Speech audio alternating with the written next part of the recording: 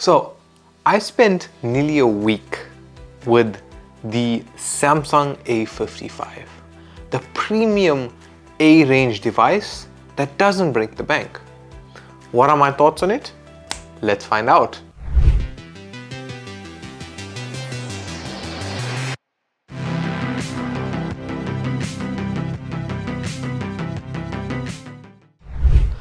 So this is the Samsung A55 5G, the 2024 premium device in the A range. It was announced on the 11th of March 2024, and it's a sleek, versatile smartphone from the popular A series. This device is designed to offer a blend of performance, style, and feature the vibrant AMOLED display for crisp visuals, as well as have a varied varying photography needs. It has a robust battery life and keeps you going throughout your day. With its modern design of balanced specs, the A55 aims to provide high quality user experience at a not so bank-busting price. So some of the key features of the A55 for 2024, it's vivid nightography. So it can capture brilliant colors and detail in low light situations. The second thing, it's able to record precise and smooth motion with OIS and VDIS stabilization in 4K. This device has an improved octa-core processor, allowing it to efficiently multitask, game, stream, and do whatever you need to without lagging and slowing down your device. The third feature is the fact that this device now comes with Samsung Knox Vault, so it's designed to keep your sensitive information safe from any situation. Coming to the main specs, the screen is a Super AMOLED 120Hz HDR10 Plus display, which has a peak brightness of 1000 nits. It's a 6.6-inch display with an 85.8 screen to body ratio. The screen resolution is 1080 by 2340, and the design of the screen, it has cornering Gorilla Glass Victorous Plus, it has an aluminium frame and a glass back. The design is actually a simple design that's a flat side, and it's actually easy for you to feel and understand, and this device this design has been kept consistent across the entire A series. In terms of dimensions, this is 161 by 74 by 8.2 millimeters. Like how I mentioned, it has the glass front, Victorous Plus, glass back, Victorous Plus, and an aluminium frame. So because of its design, the device is IP67 dust and water resistant and IPX4 proof. The device itself weighs 213 grams. So it's not too light as well as it's not too heavy. So it's that almost perfect feel in your hands in terms of weight and size. In terms of an operating system, this is running Android 13, One UI 6.1. And with that operating system, this device comes with 4 years worth of operating system upgrades and 5 years worth of security patches. So you know this device has to last longer. In terms of the processor, this is running an Exynos 1480 4nm processor. It's an octa-core processor having 4 cores running at 2.75 GHz, a Cortex A78, and 4 cores running at 2 GHz, the Cortex A55.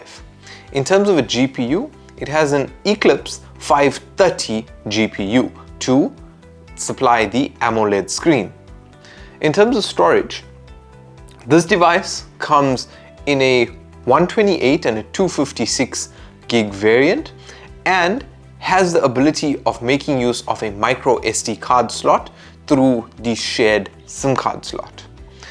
In terms of memory, the South African variant of this comes with 8 gigs of RAM, and in terms of network, this supports 5G, as we already know.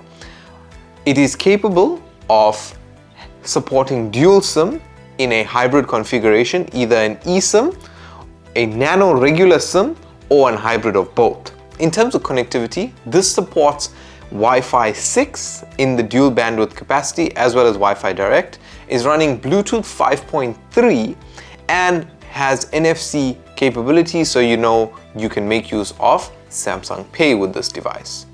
The USB port at the bottom is a Type-C USB port, a USB 2.0 port that supports OTG. When it comes to what powers this amazing device, the battery is a 5000 milliamp lithium-ion battery, and this supports 25 watt charging. When it comes to the star of the device, the cameras, the main camera is a triple camera setup with a 50 megapixel main camera, a 12 megapixel wide camera or ultra wide, and a 5 megapixel macro. The 50 megapixel is an f1.8 wide, the 12 is an f2.2 ultra wide, and the 5 megapixel is an f2.4 macro. The main camera can record video at 4K 30 frames per second and 1080 at 30 and 60 frames per second. When it comes to the selfie camera now, the selfie camera is a 32 megapixel f2.2 wide lens, and when you take out stills with the selfie camera, it actually downsamples to 12K, so it makes it more crisper images. In terms of video, also 4K 30, 1080 at 30 and 60. The device is built in with an under-screen fingerprint reader, an optical fingerprint reader. It has dual stereo speakers at the bottom and the top. And the one thing that I appreciate with Samsung when they do the dual speaker thing is that there's no holes or anything at the top. It's such a slim cut that you can't even make it out. The device also supports virtual proximity sensing. So when it comes down to it, this device, like how I mentioned, is almost the poor man's S24 Ultra. Not exactly, but this is the premium budget device. So top of the range at a third of the price almost. You're not getting the full 200 megapixel camera, you're getting a 50. So you're getting a quarter of some of the things, and others of the things you're getting a lot more. The Super AMOLED display, glass front, glass back. So this device, I mean, it's built for someone who wants a functional phone, who wants something that's not going to be slow, but doesn't want to spend an arm and a leg for a phone. And I think this is a really, really awesome device. And the type of market that Samsung is looking at to purchase this device, I honestly think that in South Africa, the A range is much more popular than the S range actually, because it gives you budget and all of those things, but doesn't set you back in terms of performance and your capabilities. So speaking of budget, what does this retail for? So in South Africa, on the Samsung South Africa website, the 256 gig variant is available, and that is retailing for 9,999 rands. So if you want to pick up one, there's a link in the description below that'll take you to the Samsung South Africa website. Now, when it comes to the conclusion of the device, right? I've played with this device. I wouldn't say I've played non-stop with the device, but I've done a fair bit of playing around with the device itself. Whether it's scrolling on social media, when it's playing some Call of Duty, playing some FC Mobile.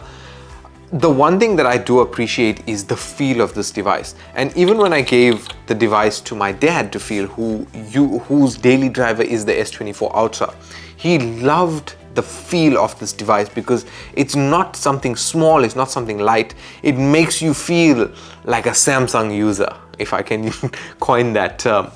But it's a really, really awesome feel in your hands, even in terms of the weight. It's not light that it makes you think, oh, okay, what sort of phone do I have? But I think because we're also feeling the raw phone, the glass back feel just makes it feel so much more premium.